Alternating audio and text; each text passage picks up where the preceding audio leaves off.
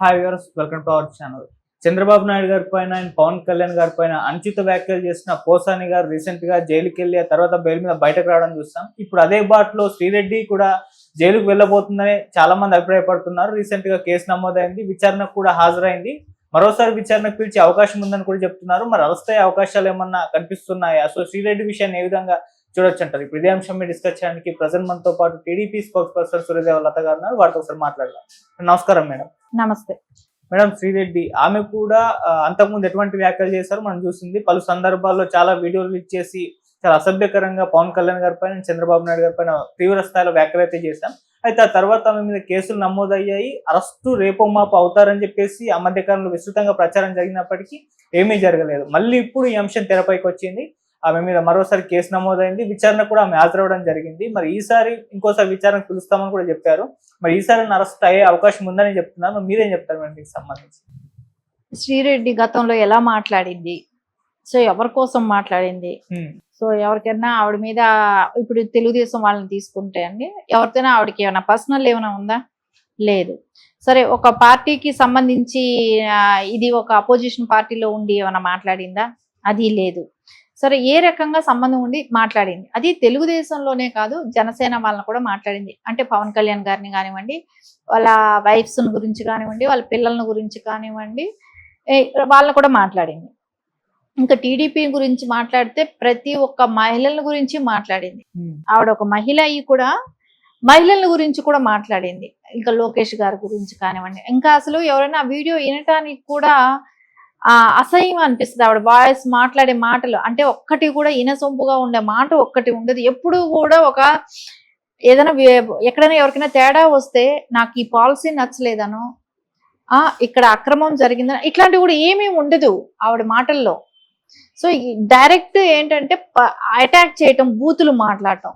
So ఇది తప్ప ఆవిడ వేరే రకంగా అసలు నిజంగా చెప్తే ఇంకొకసారి అని చాలా విషయాల్లో చూసాము. చిన్న చిన్న అంటే అలా రిలేటెడ్ గా ఏమీ కూడా ఉండదు, సంబంధం ఉండదు. ఇంకా మహిళలు, తెలుగుదేశం కార్యకర్త అన్న మహిళలను కూడా వదలలేదు.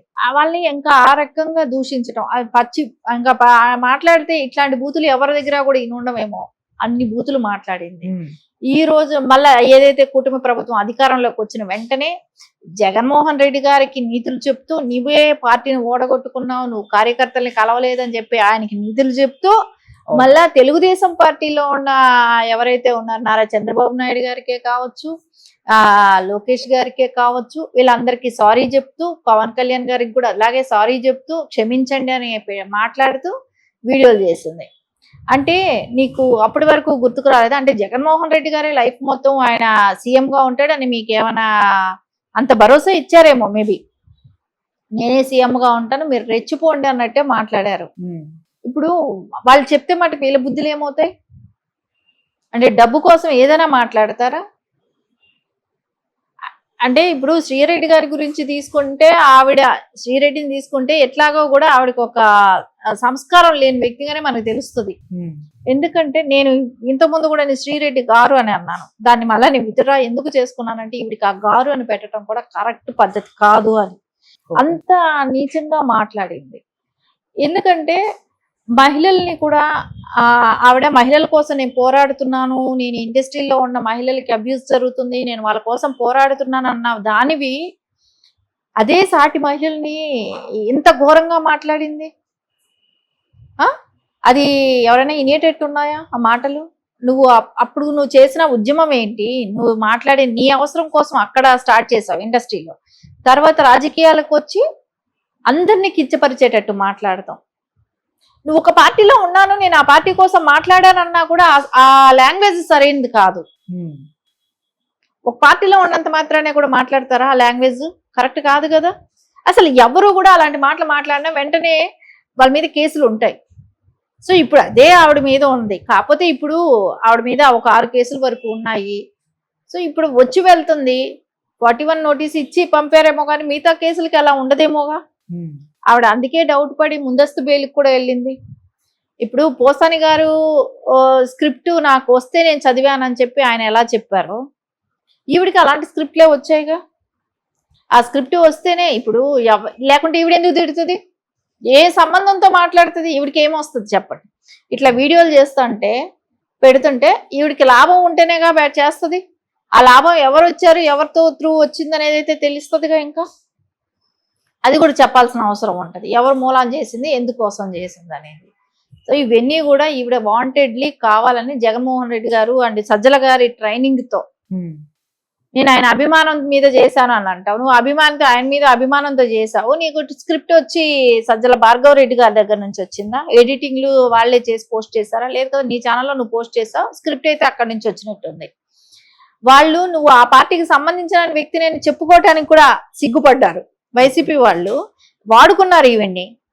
అది ఆ నోటితోనే కొన్ని వీడియోల్లో చెప్పింది, నేను మీ గురించి ఇంత పొగిడాను, ఇన్ని చేశాను, ఆ శ్యామలకేమో అధికార ప్రతినిధి ఇచ్చారు, నన్ను ఈ పార్టీలో కూడా పెట్టుకోలేదని ఆవిడే వాపోయింది కదా. అంటే నేను మీకోసం పనిచేశాను, నన్ను గుర్తించలేదు అనేది ఆవిడే చెప్తుంది కదా. అంటే ఈవిడ వాళ్ళ కోసం పనిచేస్తుంది అనేది నిజం, వైసీపీ వాళ్ళు చెప్పినట్టు విన్న మాట నిజం. సో ఈ రోజున వాళ్ళు ముందుకు వచ్చి మా మనిషి అని కూడా చెప్పుకోలేకుండా ఉన్నారు, ఎందుకంటే ఇవి మాట్లాడిన బూతులు ఆ రకంగా ఉన్నాయి. వాళ్ళు చెప్పను కూడా చెప్పలేరు, మా వాళ్ళని కూడా చెప్పరు. అది వాళ్ళ అధికారంలో ఉన్నప్పుడే ఆవిడ అంగీకరించలేదు వాళ్ళు. సో ఇప్పుడు ఎట్లా అంగీకరిస్తారు, ఎట్లా చేస్తారు? ఈవిడ మాట్లాడిందంతా వాళ్ళ కోసమే మాట్లాడింది, వాళ్ళ కోసమే చేసింది. ఇప్పుడు పోసాని గారు లాంటి వాళ్ళకి కేసులు పడి తిరుగుతూ ఉండటం, మళ్ళా తర్వాత వాళ్ళ నిజాలు ఒప్పుకోవటం, ఎవరు చెప్తే చేసామని. నెక్స్ట్ అనిల్, బోరగడ్డ అనిల్ లాంటి వాళ్ళు కానివ్వండి, వాళ్ళు కూడా చెప్పారుగా, స్క్రిప్ట్ వస్తే చేసాం, మమ్మల్ని వాళ్ళు మెచ్చుకున్నారు, నువ్వు ఒక దళిత లీడరు, నీకు చాలా భవిష్యత్తు ఉంటది అని జగన్మోహన్ రెడ్డి గారే నన్ను భుజం తట్టారని కూడా చెప్పారు. అదేలాగా వంశీ ఏం చెప్పారు, వల్లభనేని వంశీ, ఆయన కూడా అదేగా చెప్పింది, ఆయన హృదయాన్ని టచ్ చేశారు, నా హృదయం టచ్ చేసావు అని చెప్పి జగన్మోహన్ రెడ్డి గారు నన్ను అన్నారు అని అన్నాడు. అంటే బూతులు మాట్లాడితే అంత మెప్పు పొందుతున్నారు అనమాట. ఎవరైనా కానీ బూతులు మాట్లాడే. ఇప్పుడు అదే కొడాలి నాని ఏమంటే, నేను హాస్పిటల్లో ఉన్నానని చెప్పి హైదరాబాద్ హాస్పిటల్, ఇప్పుడు బాంబే హాస్పిటల్, ఇట్లా మొత్తం హాస్పిటల్ చుట్టా ఉన్నాడు. అంటే అందరూ తీర్థయాత్రలు చేస్తారు, గుళ్ళకి వెళ్తే పుణ్యం వస్తుందని ఈయన హాస్పిటల్ తిరుగుతున్నాడు. అంటే చేసిన తప్పులన్నీ చేసేసి మళ్ళా మేము వాళ్ళు చెప్తే చేసాం, వీళ్ళు చెప్తే చేసాం అనే మాట్లాడటం అనేది కరెక్ట్ కాదు. వీళ్ళ బుద్ధులు ఏమయ్యాయి? ఎవరైనా చెప్తే చేస్తారా? చేయలేరు కదా ఇట్లాంటివన్నీ. వీళ్ళు జీతం తీసుకుంటూ నోటుకొచ్చినట్టు మాట్లాడితే రేపు పొద్దున దాని పర్యావసానం ఎలా ఉంటుందో తెలియాలి, అందరికీ తెలియాలి. ఇది ఒకళ్ళతో పోదు. నెక్స్ట్ ఇప్పుడు ఇట్లాంటి వాళ్ళని వదిలిపెట్టారు అనుకుందాం, నెక్స్ట్ ఇంకొకళ్ళు స్టార్ట్ అవుతారు కదా. సో తెలుగుదేశం పార్టీలో నాయకులు మాట్లాడితే ఒక న్యాయం, వైసీపీ నాయకులు మాట్లాడితే ఒక వైసీపీ నాయకులు ఎవరైనా ఇట్లాంటి బూతులు మాట్లాడితే వాళ్ళకి ఒక న్యాయమా? అది కాదు కదా. ఇప్పుడు కిరణ్ తప్పు మాట్లాడాడని అరెస్ట్ చేస్తారా లేదా? అలాంటిది ఎందుకు జరగట్లేదు అనేది క్వశ్చన్ చేస్తారు కదా. సో అది అనిపించుకోవటం ఎవరికి ఇష్టం ఉండదు. ఇప్పుడు ఏ పార్టీ అయినా అట్లాంటివి ఎందుకు అనిపించుకుంటారు? సో ఖచ్చితంగా ఈవిడ మాట్లాడిన మాటలకి అవసరం బట్టి ఇప్పుడు న్యాయం ఎలా ఉంటుందో అదైతే జరుగుతుంది, అదైతే తప్పకుండా జరుగుతుంది. న్యాయం అనేది ఎవరికైనా జరగాల్సిందే. అంటే ఒక కార్యకర్తకు ఒక న్యాయము, ఒక సీఎం వైఫ్కి అయితే ఒక న్యాయం అనేది లేదు. సో ఆవిళ్ళైనా మహిళలే, వీళ్ళైనా మహిళలే, ఎవరైనా మహిళలే. సో మహిళలకి అందరికీ ఒకే న్యాయం ఉంటుంది. సో ఆవిడికి జరిగింది సీఎం వైఫ్, అంటే మాజీ సీఎం వైఫ్కు జరిగింది కదా న్యాయం అని అనుకున్నప్పుడు కార్యకర్తకు కూడా డెఫినెట్గా జరుగుతుంది. ఆ భరోసా అయితే పార్టీలో ఉన్న వాళ్ళకందరికీ కూడా ఉంటుంది. ఇప్పుడు పార్టీలో ఉన్న వాళ్ళని పేరున పెట్టి తిట్టినప్పుడు, ఆ బూతులు మాట్లాడినప్పుడు, సో అందరికీ కూడా ఆ బాధ అనేది ఉంటుంది. సో వాళ్ళు కంప్లైంట్ ఇస్తున్నారు కదా, ఇచ్చారు కదా, ఇచ్చిన దాని మీద కూడా యాక్షన్ ఉంటుంది.